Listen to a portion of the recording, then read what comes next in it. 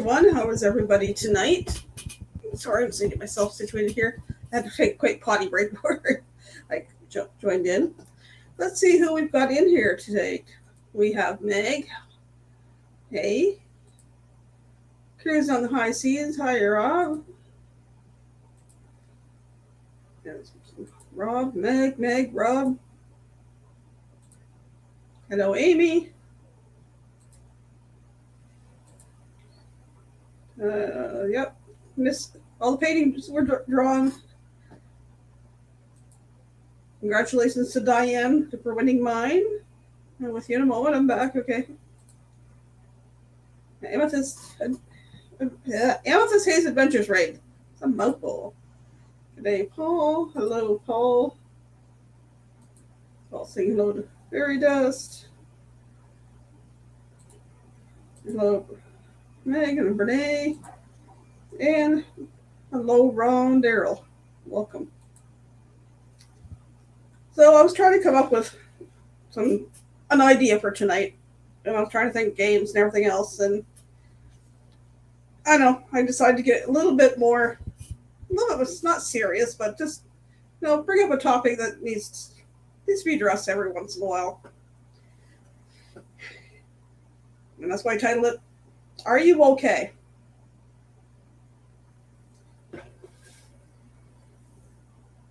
And one of my questions in one of the, when I had the purple and the orange questions, I don't know if I come across it, but I asked, what is the most common lie that is told?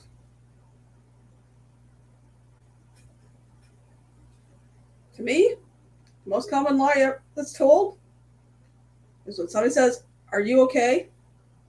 And what do we say? I'm fine. I'm okay. I'm all right. But in most cases, really we're not. I know that many times I've said this myself. Why? Because if I admit I'm not okay, then all the emotions and all the garbage that I've been stuffing down there for a while is going to come spilling out and I lose control, and I don't want to lose control. So, warning, if you seriously ask me if I'm okay, and I say I'm fine, and you question me again, and I decide to let go, you better be ready to listen for a while, because it deals with the fallout. And it's same that with other people. If you're going to ask them if they're okay, and they do give you the I'm fine, and you go, seriously, or are you really okay? You better be ready to listen to all that's going to come out. So I got a guest in here already. I'm going to bring her up. Hello, Amy. Hi. Sorry. Something sour? A sour Skittle. Sour Skittles. Oh, those things make your eyes go. Sour normally doesn't bother me, but the green one did. Wow. It depends on the thing. If I get sour stuff, and sometimes it's like it just got kind of swallow it. The other times the whole idea is a twitchy thing. I love sour, and the more sour, the better. Well, remember that. So mental health includes our emotional, psychological, and social well-being. It affects the way we feel and act, how we handle stress, how we relate to others, make choices. And it's important at every stage in our lifetime, right from childhood to adult. So I'm going to ask some questions. Let's just check see if anybody else has come in here. I was at Ron Darrell. Where was that? Up there. Okay. Lillian. Am I okay? I'm okay. I'm fine. I'm good. Yep, those are all the... What do you mean you didn't do it, Rob? Harley Ron Darrell. Lillian says she knows how that feels. So, hellos. Diane saying, hi, Michael-Ann. Congratulations, Diane. Diane won the painting I painted for Amy's live. That was a lot of fun. It was. Diane saying hello to Ron. And Meg. Linda says, I'm fine. Nobody wants to hear me complain.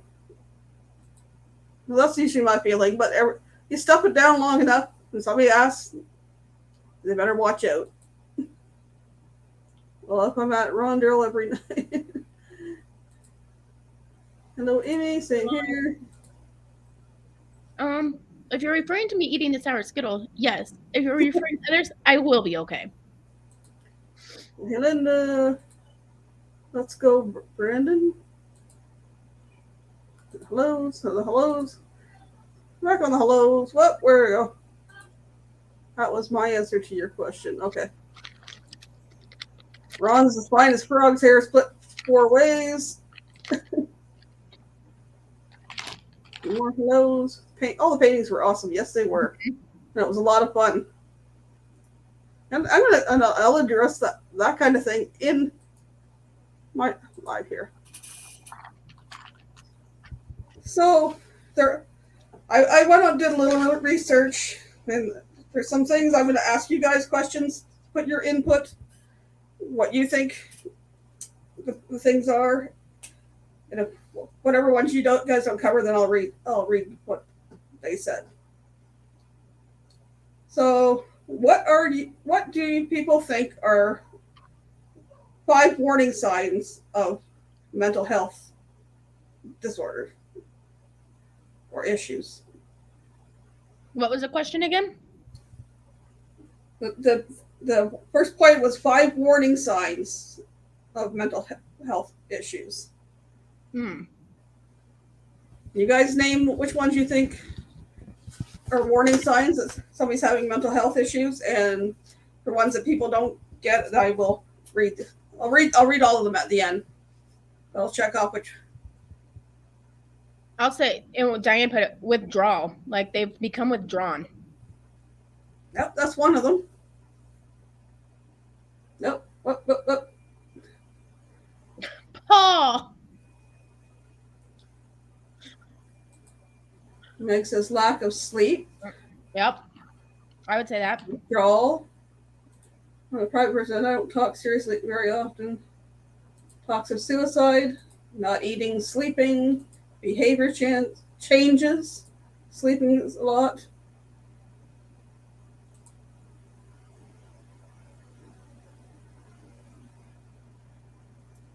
We'll maybe touch that in another point.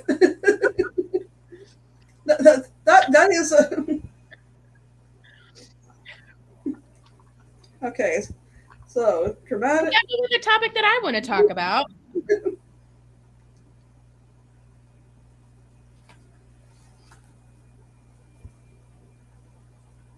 Oh, that one was sour too. You have to agree with all the above. Saying everything is good, but the 8, yeah.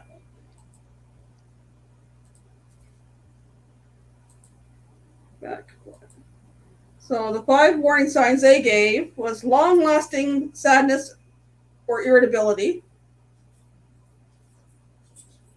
And I'm going to touch on the irritability part in the next one. Excessively high or low moods, like burning down your ex's house, that's one end of the spectrum. Anger to sadness to being what some people have some disorders, being extremely happy to the point of being really annoying to down. I see you down there, Crystal. Give me 1 second. You too. So, third one was excessive fear, worry, or anxiety. Irritability, is that pissy? Yes. And the last one was dramatic changes in eating or sleeping habits, which quite a few people mentioned.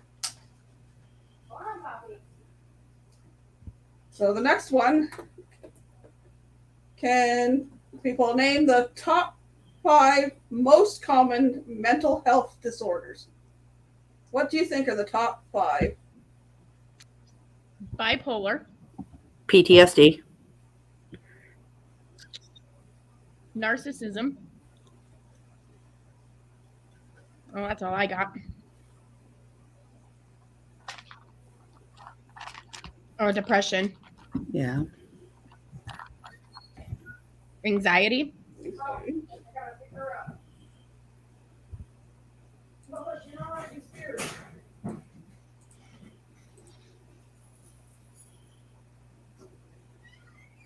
What'd you say the question was again?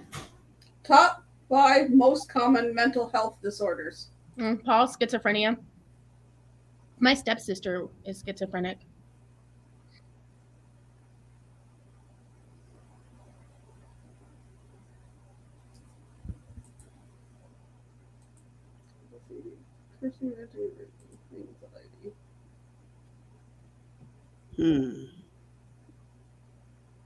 I thought they were interesting. I'm very familiar with a few of them, but I'm very familiar with one since Oh, look at 1990, no, early 2000s. Bipolar.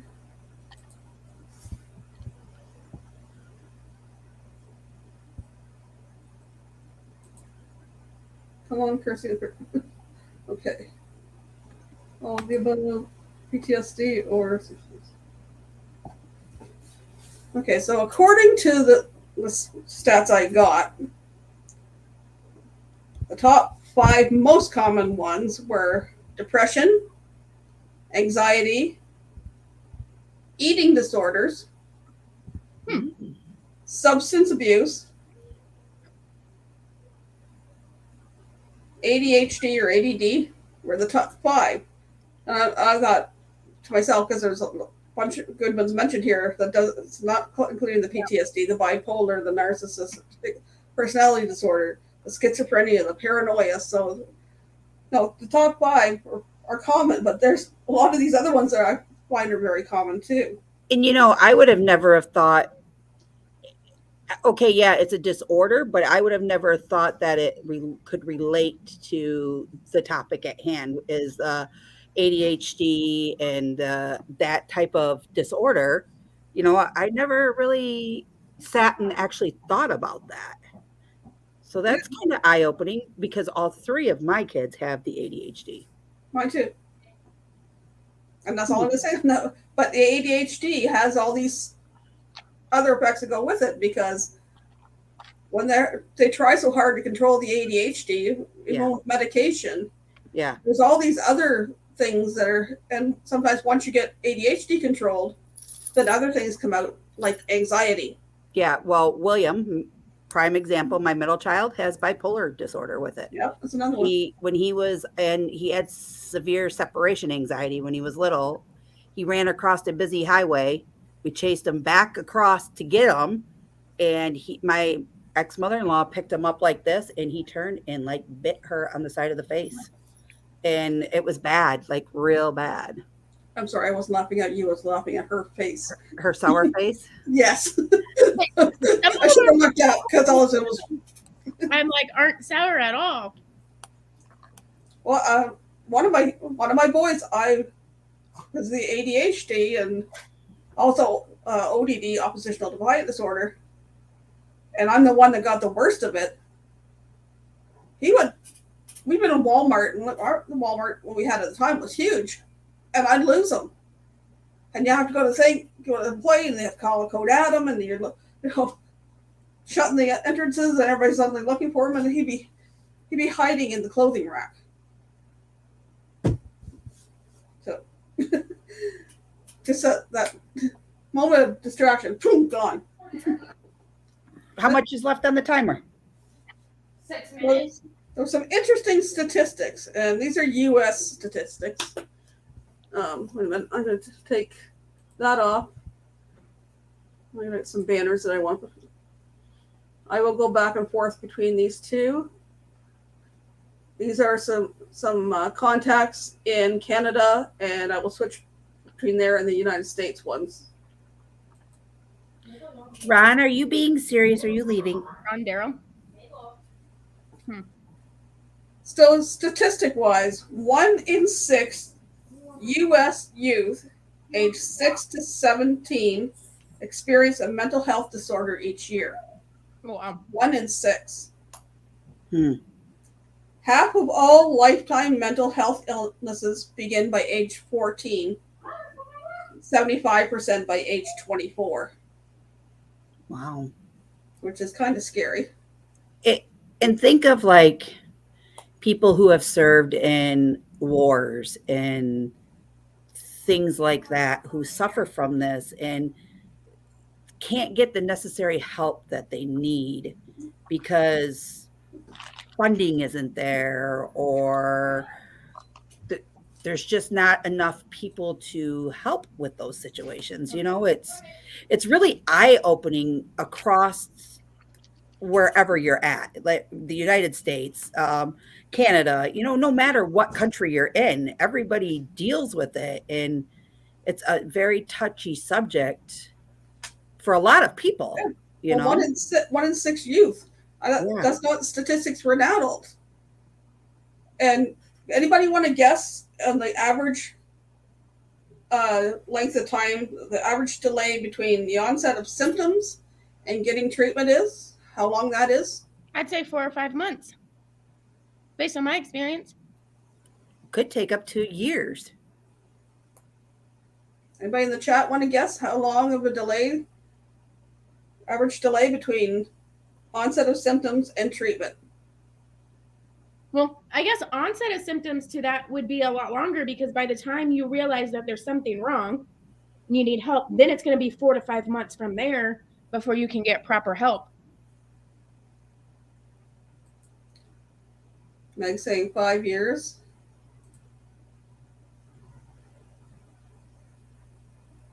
Yep. Lillian saying years. Diane Phoenix saying 4 years. I'm glad you're here, Brene. Yep. Paul Vine saying 2 years. Rob saying up here in Canada would be able 6 to 24 months. Lillian, you're more accurate. Average delay between onset of symptoms and treatment is 11 years. Wow. That's insane. That is insane. And they wonder why there's so many severe mental health problems. Hello, ladies. Hello. Hello. Hello, Lance. Guess what? I figured out a way to make if you have stickers for your channel, I figured out a way how to turn it into an emoji and use it any way you want. At some point I will. Like, look at my butt. Look. Oh, you're not showing our names. But if you show your names, look what I created. Oh, hi, Ron. See? A keyboard and a motorhome. That's cool. That's cute. Yeah, Ron said 10 years. Meg saying, hi, Lance. Paul's. Hi, Paul. Scary. My mom had the depression, didn't realize it until she quit smoking. Yep, because we people self-medicate. Yeah, for sure. Ron saying hi. Hey, Sean. John saying, awesome topic. Yes, it is. And for a lot of us, things could be, let's talk what just happened 2 years ago, what it did to everybody. And what did we turn to? Right here. And look at the people that we've met along the way. And some of us have become very good friends through this all. And I'm very thankful for it, because I'll be honest, I have a back problem. Do I get depression from it? Sure, because sometimes I feel like I can't do enough. And even though I push more, sometimes it bites me in the rump and causes me troubles later on in life. And I just look at all of you guys and I think that you guys are like a blessing in my eyes, because it's really taken me out of a funk in a prime time when I need friends. just to be able to say, hey, how's it going? How's the weather over there? What'd you do today? And you could have just said, I just folded laundry all day. It's just somebody to talk to, Especially me, right? Yeah. Shut up. Paints his walls. Pineapple. As Oh, it fell off. as Sean says there, his 4 favorite letters. Are you okay? And that's the title of the the live tonight. Yeah. He asks me all the time. He asks me that question all the time. And is he ready for the fallout? Mm-hmm. He's a good friend. That He's a he good sure friend. He's is. talked to a lot of us. So, for so long, people equated mental health illness with crazy. Nobody wants to admit being crazy. Exactly. Oh, I'm crazy. I'm real good at crazy. Just don't make me pull it out. Push, Miss Crystal, push. Come on, almost there. I'm hiding from you then, Crystal. I got some of that psychotic South Side ghetto in me. No, I'm joking. I'm joking. I'll be Okay, right back. good. I gotta go check the oven. Okay. So for diagnosis, the two main people to diagnose are maybe your family doctor or psychiatrist, because those are the two that can provide medication if needed. Also, from what I found out, the women's clinic also can. Like your OBGYN can. Because they are OBGB, what? because they have a PhD. Your OBGYN. Well, mine's a nurse practitioner that I see, and she can prescribe me medicine. Yeah, because they're up in there too, because they are like one step down from being a doctor, basically. Between the RN and the doctor, the nurse practitioners or the nurse extended class in our country. Others like therapists, psychologists, like that, groups like that can do questionnaires and maybe hint that there's a problem, but to have a proper diagnosis, you need somebody with a PhD or close to it, like somebody that's able to prescribe medication if you need it. So, and another question for you is, what do you people think are the main causes of mental health? And we've already touched on a few of them. The main cause. Sometimes it's hereditary, right? Genetics is one of them. Genetics, yeah. Obviously stress. A trauma of some sort.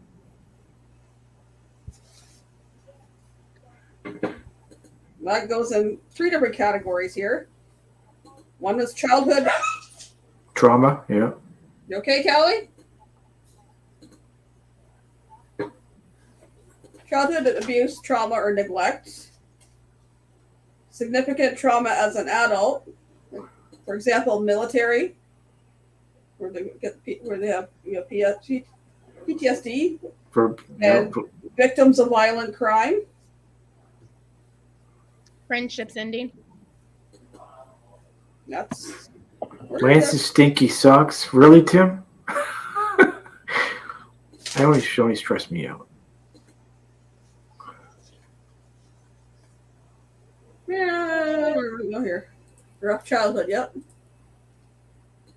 Job expectations from society. Well, under job, where to go? Unemployment and losing your job can cause enough trauma for mental health. That's a stinky socks. That's trauma.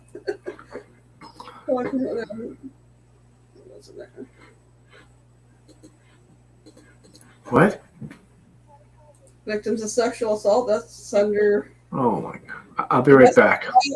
Domestic violence. I got to go down here for a second. I'm gonna have to leave the studio. I'll come back. Okay. Victims of domestic violence, bullying, or other abuse as adults is another one. Another one we've already touched on over the last 2 years is social isolation and loneliness. We know that's been causing depression and a lot of stuff in people. severe long-term stress. Yeah, somebody was talking about stress.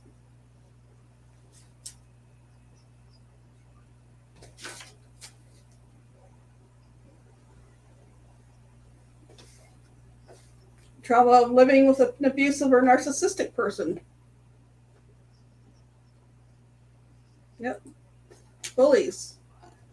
Yep.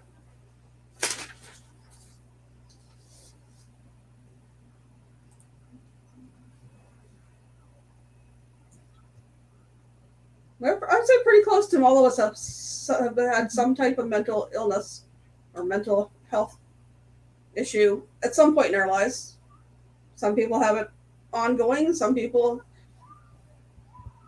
for me, for a while, it was situational. I had depression when my ex and I separated and had treatment for a while. And then I figured I was better. And then when my mom passed away, that was another one. I was back on medication and that for a while till I got everything under control and dealt with all that. Mine is hands down situational. Yeah. Roxanne, I am diagnosed with PTSD. Well, thank you for sharing that, Dee. Loss of a loved one, yep. Bereavement, losing someone close to you. Yep. Even if that loved one is a friend. Yeah. And it doesn't have to be by death. It can be just a loss of someone close to you that you. Someone who decides they don't want to talk to you anymore. And I think one that Crystal has already touched on, having a long-term physical health condition. Yep. So a little bit of that, so you guys don't know this, but all 3 of my kids have some type of learning disability, and they all have what's called an IEP in school. And over the years, I have became a huge advocate for kids with disabilities and getting things done for them in school and making sure that things are provided for them and getting them on the right path and leaving no kids swept under the rug or left out, because I'm not all about that. I'm all about, I don't care if you're the smartest kid in school and get a 4.359 grade point average or higher. I don't care if you're an E student. All kids should be treated the same. That's how I feel. And I've actually had doctors, lawyers, and judges within the last year and a half come to me and said, we need more people like you. You really know what you're talking about. And it's like, yeah, because I do research, I do my homework, I do the studying, and I'm just a huge advocate for them. And I've helped a lot of friends out in the long run, and it just makes me feel like I'm doing something of importance, in life to help others. I'm a very kind-hearted person. And that happens a lot in life. People need the other people to advocate for them if they can't advocate for themselves. Yeah. Whether it be a child, a senior, right? Like Linda says, people get depressed with old age. Like sometimes those seniors don't know what avenues they can look for help, or that they don't want to admit that they have a problem. Right. And when I mentioned irritability a little while back there, quite often depression in elderly or in men shows more in irritability than just being sad or feeling down or all that. All the time that they're just miserable. Yeah. Because they don't want to admit. I took on a school board last year. My middle child was denied face-to-face education. He has an IEP.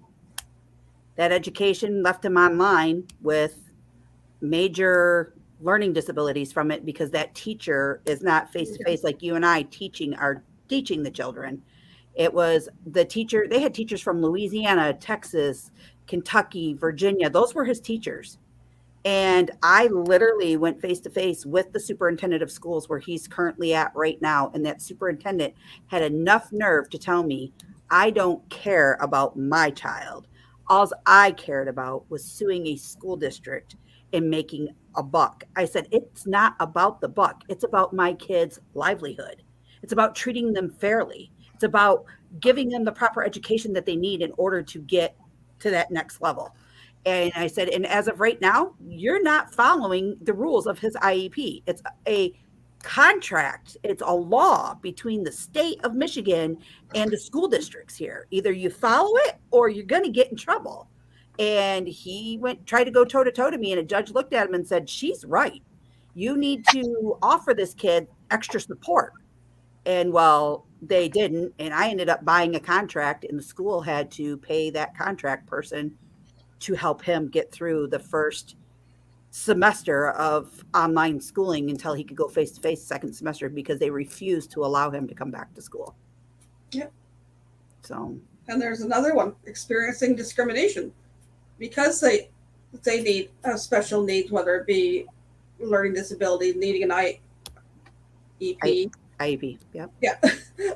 I get IEP and IPRC tripped off my tongue at the same time. Individualized education plan. Yeah. But they have 504s too. So. And that's like the stepping, and I was just getting ready to say 504. 504 is kind of like the stepping stone to an IEP. Yep. 504 is more going to be for those like ADD kids, ADHD kids that don't necessarily have to go to like. They just need a little extra help. Yeah, they not like they don't need more supportive like resource. An OT, a PT, seating a resource teacher like that. Like they just need maybe extended time on a time test or something simple like that, or like those small modifications. So both my kids were IEP, but they can't get diagnosed as with a learning disability unless they've had an IPRC, which is it's basically all the psychological testing. Yes. To prove that my kids had it all up here. They just couldn't get it down here. Yeah, and that's what Will's process is. Like you could give him something and he could verbally tell you how to do it, but he has the problem getting it from the brain to the fingertip to write it all out. Like he can't, if he was to write me a letter, okay, you would probably make out the word a, the word the word it, and the word I. The rest of it, you'd have to say, Will, come read this to me. Because he couldn't spell it all out, or he'd invert letters. And so we just really work with him. And now he has like the abilities to like talk to text, and it will text it out as he talks about it. All of that's in with his computer. Even with Livy, things will be read to her, and she gets more extended time on testing and stuff like that. And she said sometimes when she's in school, to be honest with you, she feels a little,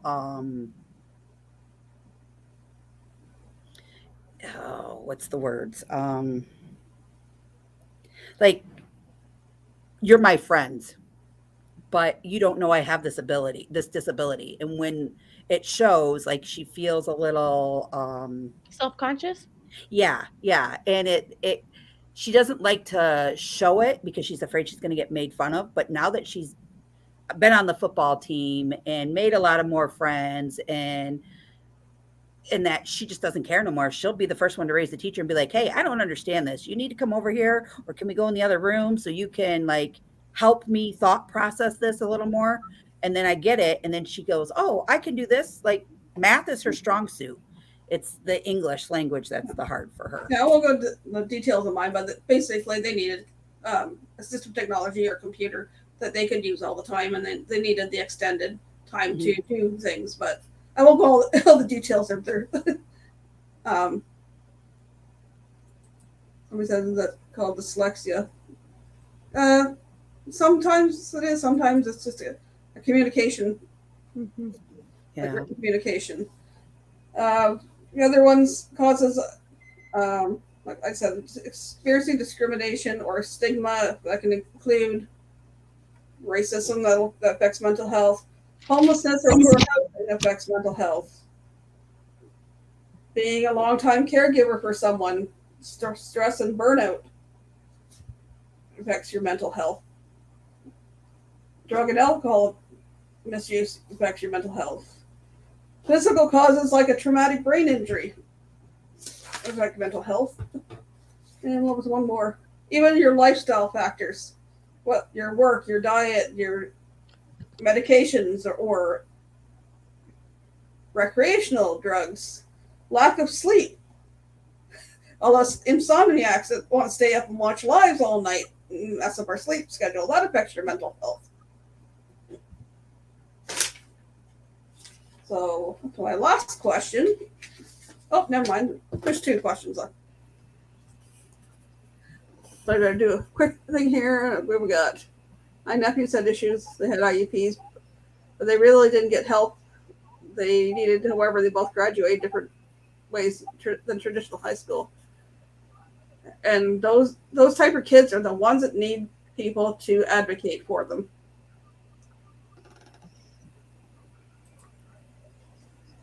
An issue in college, but the counselor of disability said something to say about that and said you need to go by what's in the contract. Yep. By law, they're supposed to go by what's in the IEP. Mm-hmm. But you get teachers that won't do it, and I fought with one English teacher for the older one, and he was just something else, and then my younger one got the same teacher and had no problems with him. I was like, I don't get it. Difference between 2 tests. So hellos. Speech issues. Just working very long hours. Yep, working that long hours for 7 days a week. Not having a break to. And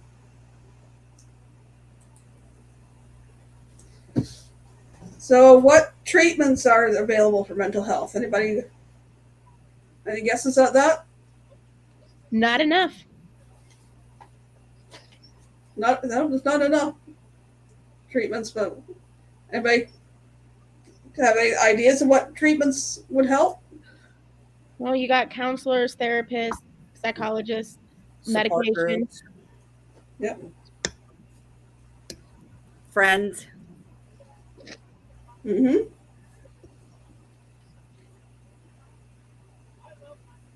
Something we did tonight. Painting. Art and creative therapies. You said when we were doing that this is therapeutic. It is. Sitting doing puzzles can help people chill, stuff like that. Mm-hmm. Just even lending a listening ear so people could tell you, hey, I'm feeling like this today. Medication, counseling. Helplines. Right now I got the US one I found. Mental Health America. There's the 1-800 number and the text MHA Mental Health America to 741-741, and I'll switch back to the Canadian one after this. I finish this question. So medications can help. They help treat the symptoms. They're not a cure-all, but they can help treat the symptoms while you work on the rest. And some medications don't work as well for one person, but work better for another one. So sometimes you have to try those out. Counseling, exactly. Individual or group therapy. Art and creative therapies. And then we have the complementary or alternative therapies. Wow. Which is your yoga, meditation, aromatherapy, hypnotherapy, herbal remedies, acupuncture, something else there. Oh, what? Like peer support groups, that type. Drugs are rarely the answer. Exactly. They can treat the symptoms, but you need the whole thing together. And yes, I'm going to fresh air and nature, self-talk, friends, loved ones. You think it when you put yourself in the position of being a friend, please be present in the discussion. Exactly. medication helps with me. It's better than self-medicating with alcohol and drugs. And that's a big thing. People that don't get the support they need. And like I said, the average delay between onset of symptoms and treatment is 11 years. That's a lot for 11 years. Jeez. It's a lot of, well, it's different places. I think there's probably places that are longer, some places are shorter. But they wonder why people end up self-medicating with alcohol or recreational drugs and stuff like that, because they can't handle it and they're not getting the help. That numbs it for a while. Is Kenny's laugh considered therapy? Yes. We get laughing and helps release all the endorphins and serotonin and that. Oh Lord. Exercise helps. And I'll be honest, like the last thing that I wanted to do was medication. And I know a lot of people I talked to at the beginning, like that wasn't something I wanted to do. So when I went to the doctor, I mean, it's not something that we really talked about. And I've been taking the vitamin D supplements for almost 2 months now. And I haven't really noticed a difference. And so I'm going back to a doctor and I'm going to talk about medication because I don't know what else to do at this point. And like with the aromatherapy here, like the essential oils. Bob Box, Wendy. Well, one scent or whatever works for one person may not work for another. And it's the same with medication. Sometimes you have to try different ones. Mine was situational, the depression I had. Mine too. I'll be honest, I was on Zoloft. It's a serotonin reuptake inhibitor. And it was just what I needed so that I could deal with the rest of the stuff. And I was on it I think one of them I was on for 6 months. The other one I was on for when my ex left, dealing with kids and all that other stuff. I was probably on it a couple years, and then I was able to taper off. But it's just sometimes what your body needs to help that chemical balance to get you through. Music therapy, that sponsors are good.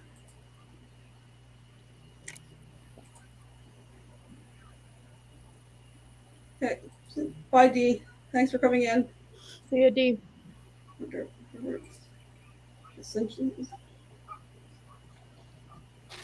Yeah, music therapy, learning guitar. Laughter is the best medicine. So my last question was asking you what you can do for yourself. Be true to yourself. Seek help if you need it. Phone a friend. There's a whole list. Yeah. That's a good one there too. Angie, thanks for bringing that up. Puppy therapy for sure. Emotional support, pets. Hi, Janice. Hey, Janice. Number 1, staying aware of your mental health. Knowing when you need to get help or when you can just rely on things that you can do yourself, but knowing when you need to get more help. One thing we do a lot here, nourishing our social life. We were isolated and we couldn't get out to talk to people or meet up with friends and stuff. We have support of friends and family here that we've been able to reach out and talk to. Community events with of common interest, like whether you're into sports or painting or choir or whatever it happens to be. Peer support, talking to friends that have been through it.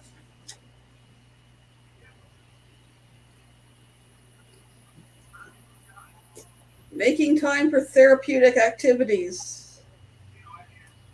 Relaxation, like taking a bubble bath or a Epsom salt bath, or any type of relaxing bath. Music, we already mentioned that. Going for a walk. Just getting out. Sometimes we stick to these four walls. Sometimes we just need to get out. Mindfulness and meditation, and even that walking. Even if you have a dog, that you make a point of taking that dog for a walk for 20 minutes every day, or half an hour, or around the block if that's all you can start with. Just force yourself to get out and take the dog for a walk. Mindfulness, meditation. I started with one. He was a monk. His name's Jay Shetty, and at the beginning of the crud, he started with a 20-day meditation thing, and I've never meditated before, so I listened to it every day. He had it every day at 12:30. So I would make a point of being up here. Sometimes I put my headphones on so I didn't hear anything else except him talking, and it's just 10-20 minutes of sitting here just listening to him talk with my eyes closed, and it was enough to be relaxing. Getting out into nature is a good one. Bare feet in nature. Getting out in nature, get your bare feet in the grass or in the sand or whatever, and ground yourself. Yeah. Looking after your physical health, diet, exercise. No. Don't isolate yourself. Don't be afraid to say I need help. Exactly, Angie. For sure. And last one under this one, I was contact a specialized organizations. There's various mental health groups. Whether you happen to have a diagnosis of bipolar or schizophrenia or depression, anxiety, or whatever. I know through our Canadian Mental Health Association, there's various group type therapies. And I know when Max and I split up, I went to a counselor, and he got into me into a group of women. It was just a support group for 8 weeks or 12 weeks, whatever it was. Just talking to other women that have been through similar things, or talk to other people that have been through similar situations, to know you're not alone. But can I read something in that? Go right ahead, because I just finished. We'll just chat. So you can go ahead, Amy. Let me find it. I posted this on my Facebook a couple days ago. All right. So in that, where you share going through, but don't let anyone invalidate or minimize how you feel. If you feel something, you feel it, and it's real to you. Nothing anyone says has the power to invalidate that ever. No one else lives in your body. No one else sees life through your eyes. No one else has lived through your experiences, and so no one else has the right to dictate or judge how you feel. Your feelings are important, and you deserve to be heard. They are inherently valid, and they matter. Don't let anyone make you believe otherwise. Because one of the things that really ticked me off in everything that I'm going through is, you should be over it. You should be over it. It took me 2 weeks. You should be over it. Like, forget about it. Like, be done with it. Move on. Some people can't do that. It's different for everybody. Like, so yeah, don't let anyone else invalidate or minimize how you feel. Right. And you know the worst ones that will do that are narcissists, because they feed on making you feel that way. And I've had experience for someone close to me that went through that. Plus, seeing other things through YouTube. But I've been there, and I've seen it, because they're master manipulators. And they will feed on that and make you feel that you're not worthy, that you should move on, get over yourself. That's the end of that topic. Anybody wants to chat for the next 10 minutes before we head over to Call Me V? I thank everybody that's been in the chat and sharing their stuff. What? I will say this: be aware of people who are trying to manipulate others to get what they want from a situation, and beware of narcissists. And I will say, I don't know how to say it. I've never dated a narcissist or anything, so I don't know how that situation feels, but I have seen narcissists affect others that I know, and it sucks. You're 100% right there, Meg. Don't think anyone has the right to judge anyone's feelings. 1,000% correct.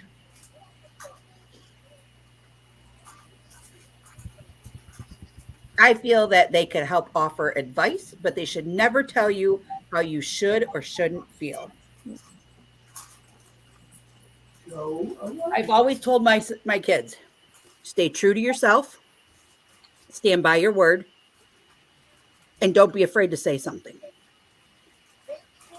And if people don't like that, they don't need to be in your life.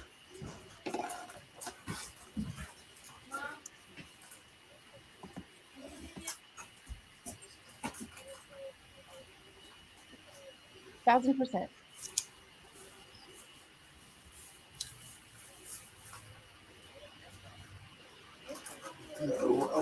Meg says judging your feelings is a red flag.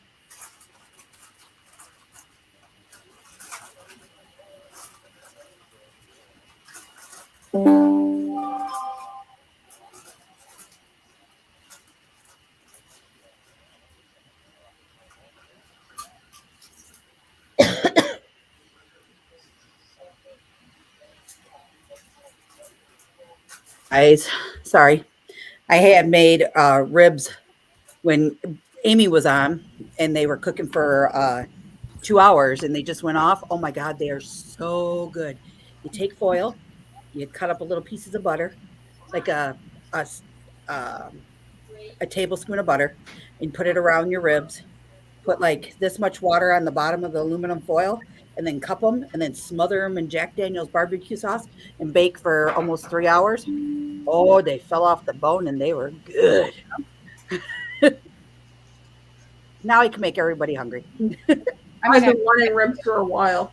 Judging your feelings is a red flag. Yep, exactly. Negative lessons to grow from. Welcome back.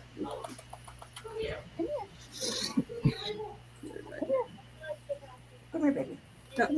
We're at 7 minutes, and Lance has already dropped the link, so in 7 minutes we'll go over to Call Me B. You should definitely examine your own feelings and analyze them. Say hi.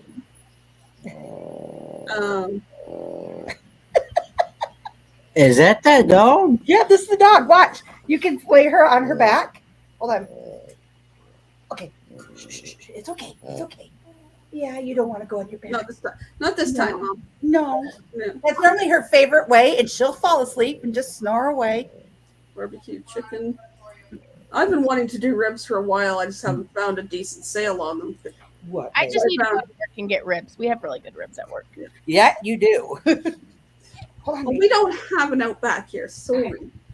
We brine them for 2 hours, and then we season them, and we put them in a steamer pan, and we cook them, like we steam them on the grill for 3 hours. I don't even think we have an Outback in my part of the area.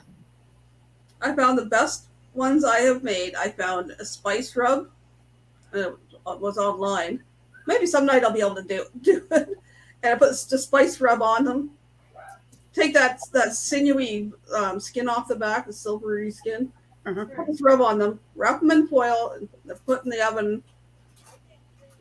I think that's like just around 300 degrees, give or take, for 3 hours, nice and low. I take them out, slather them with some barbecue sauce, just put them under the broiler long enough to caramelize it, and they were falling off the bone. And I just use some Sweet Baby Rays, and they never seem to last. They go too fast. Paul, I need to try the Big Texan too. See, we got 2 of them today. Are they both pugs? They're French Bulldogs. French Bulldogs. Okay. Except for Maple snores really loud. Poppy does not. So, are they both male and female? Females. Both females? Both females. She's the baby. Yep. Oh, okay. Look at her. Okay, go. You guys, it's hot. Here you go, baby. And the little one just got fixed, so she can't like jump or anything. So we're trying to keep her from being so hyper right now. I haven't tried an Instapot yet for that. I've done chicken, but I haven't done ribs in it. Oh, I never thought about doing that. I have an Instapot. Rub my ribs in the fridge for 4 hours. Braise white wine, spicy, and bake for 3 hours. Reduce the liquid and use to glaze. Well, maybe someday there's other recipes I want me to do too, like just my pop up ones that I've done. Maybe I'll make us ribs the day before we leave for our cruise. I'd love to do the rib thing. It was really easy. I would love to do the I'd have a really, really easy chicken parm recipe. Really? It's like these things like that I want to share. I found them online at some point in time over the last several years. Mm-hmm. And it's like there were ones I put in the cookbook I made for the kids because they are so easy. That way they weren't moving out and eating pancakes and French toast and KD and all that, or crap dinner, mac and cheese, whatever you want to call it. Yeah. That way they had some easy recipes. Yes, chicken and pajamas. You had to be there last night. No, chicken and pajamas. I missed when I was sleeping. Chicken parmigiana. Janice from Oz was talking about, but in their other town or something, the people were calling it chicken and pajamas because they couldn't pronounce parmigiana. Chicken and pajamas. We're just lazy in our house. We call it chicken parm. I like chicken parm, but I don't use like if I go to like Olive Garden or whatever, I'll order chicken parmesan and I'll ask for all Alfredo sauce, no marinara, and it's amazing. I've never tried it with Alfredo sauce. I could try that sometime. Like I'll make my own red sauce here. Like I'll use a packet with like tomato soup and stuff, or not tomato soup, tomato sauce. But I don't like typically a marinara or a spaghetti sauce in a restaurant because they're too chunky, and it's got onions and tomatoes and stuff usually in it, like chunks, and I don't like it. I don't like chunky sauce. My oldest was like that. He was my picky eater, really picky eater till he was like somewhere between 15 and 18. I forget how old he was when he was dating the one girl. And she kind of shamed him into trying something and discovered, wow, this is pretty good. I'll try this. Right. But I don't know. We have here, it's called Hunt's spaghetti sauce. There's different ones. They're very tiny, fine little bits of like maybe onion or something in there. Not big enough. Right. That was the only way I could get him to eat spaghetti sauce on spaghetti. He wouldn't eat the homemade stuff that was my mom's recipe. You know, that's funny because he'd heat the can up and put it on the spaghetti and he'd eat sauce that way. I couldn't ever figure out why my mother-in-law put like, she makes certain things and she'll put like tomato paste in it, or she'll buy just a can of like tomato sauce. And I'll say to her, I'm like, why do you do that? She's like, because it's not soupy enough. I don't like the thickness of things. And I'm like, okay. So now after breaking her of that, guess who picked up the habit? Because now I'm like, dang, I like it. I don't want it soupy, but I don't like it. Like if I'm making homemade goulash, let's say, you know, I put up my celery, my green peppers, my onions, and all that into my meats and garlic and stuff like that. But I don't like using a spaghetti sauce. So I make like my own tomato paste type thing. Here. I'll pin it to the top. Well, these should be pinned to the top now. It is now. Should be now. I just pinned it. It is. It must be 7 o'clock. Yeah. 7 o'clock in the dark. I thank everybody that came in for this topic and everybody that was sharing. I didn't require anybody to share. It was up to you guys. Thank you for anybody that shared. Thank you for trusting me. Yeah, it was a very good live stream topic talk, I think. Now let's go over and raid Call Me B. And I will see you next week. Same time, same place. We'll have a different topic. Thanks for having me. Thanks for coming in, Kenny. We didn't give you much chance to talk. No, that's fine. I enjoy listening to y'all, and I enjoy listening to y'all anyway. Thank you for being here. Bye. Bye, Kenny. Bye. See you all next week.